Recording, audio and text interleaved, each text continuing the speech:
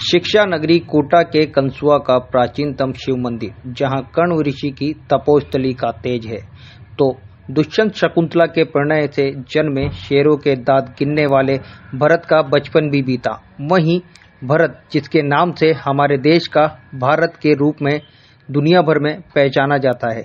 कोटा में स्थित कंसुआ धाम का प्राचीन शिव मंदिर निर्माण विक्रम संवत 795 यानी 738 ईस्वी में हुआ था। मुख्य मंदिर के सामने जो पंचमुखी शिवलिंग है, वह मूर्ति कला का अनुपम उदाहरण है। यहाँ पूरा परिसर ही शिवलिंगों से भरा है। लगता है हर काल में प्रमुख श्रद्धालुओं ने यहाँ एक एक शिवलिंग की स्थापना की होगी।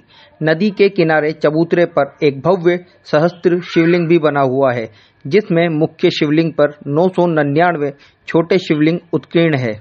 इस शिलालेख को कूट लिपि में लिखे गए देश के सर्वश्रेष्ठ शिलालेखों से माना जाता है।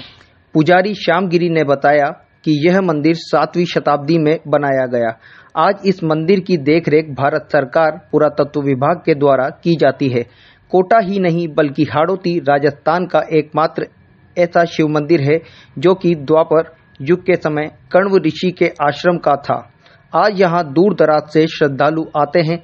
इस मंदिर में काफी प्राचीन मूर्तियां भी बनी हुई है, काफी प्राचीन शिवलिंग है और यहाँ हनुमान जी का एक मंदिर और एक भैरव मंदिर भी स्थापित है। यह भी काफी प्राचीन मंदिर है। कोटा का प्राचीनतम शिव मंदिर, जहाँ हुआ करता था द्वापर युग के ऋषि कण्व का आश्रम। सूर्य से निकलने वाली पहली किरण शिवलिंग को होती है अर्पित।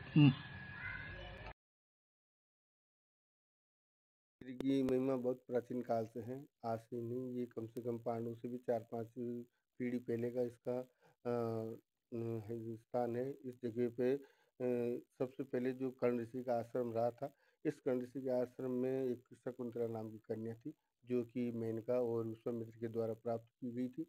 उस कन्या का यहाँ पालन पोषण हुआ, बड़ी हुई। वो अपनी अवस्था में यहाँ पर उन्होंने ईश्वर को साक्षी मानकर और राजा दुष्यंत से गंधर्व विवाह किया, जो कि अपने राजा कर्ण ऋषि की अनुपस्थिति में किया गया था। उन्होंने विवाह के पश्चात उनके एक पुत्र की प्राप्ति हुई। उस पुत्र का नाम था भरत, जिस पुत्र के नाम से भरत से आज देश का नाम भारत जाना जाता है। और अपने सूर्य की किरण की यहाँ पे आती है।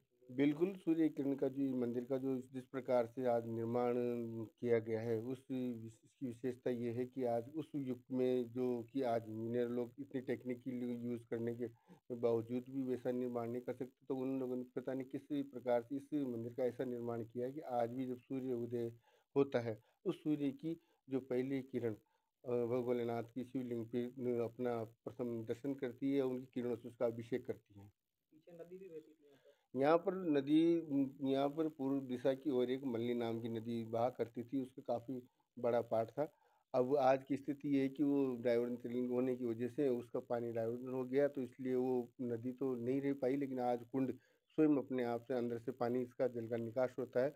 और वो कुंड से जो पानी जो पहले भी पूर्व दिशा में बहता था, अभी पूर्व दिशा में बहता है, और उस जल में काफ़ी यहाँ के यात्रीगण आते हैं, उनकी मान्यता होती है, उनके रोग दोष दूर होते हैं। वो आज भी 14 समाउष पूर्णिमा को स्नान करते हैं और रोगों से मुक्ति की प्राप्ति होती है उनको।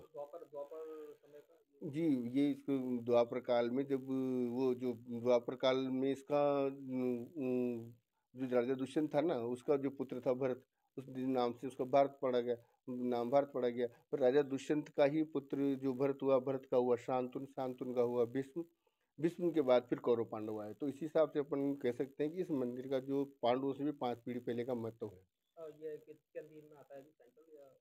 ये जो मंदिर आज भी जो आर्कियोलॉजिकल डिपार्टमेंट है, भारतीय जो दिल्ली सरकार है, केंद्रीय पुरातत्व विभाग के अधीन आता है, क्योंकि इस मंदिर का अपना एक अलग ही अस्तित्व है, तो इसीलिए भारत सरकार ने अपने अधीन इसको ले रखा है। यहाँ पे कुछ लेख लिखा हुआ है यहाँ पे? हाँ, इस मंदिर की एक जो दाई प्रतिमा है, मार्ग है, उस मार्ग में एक बीजक लिखा हुआ है, वो कुटिला लिपि जो भाषा शैली में लिखा हुआ है, उसमें इस मंदिर का इतिहास लिखा हुआ है, जो कि केंद्रीय सरकार के लोग इसको लेके गए और उसके बारे में रिसर्च चल रही है। उसकी जानकारी आने के बाद अवगत कर दिया जाएगा। महंत श्यामगिरी गोस्वामी, कंसुआ, कोटा, राजस्थान।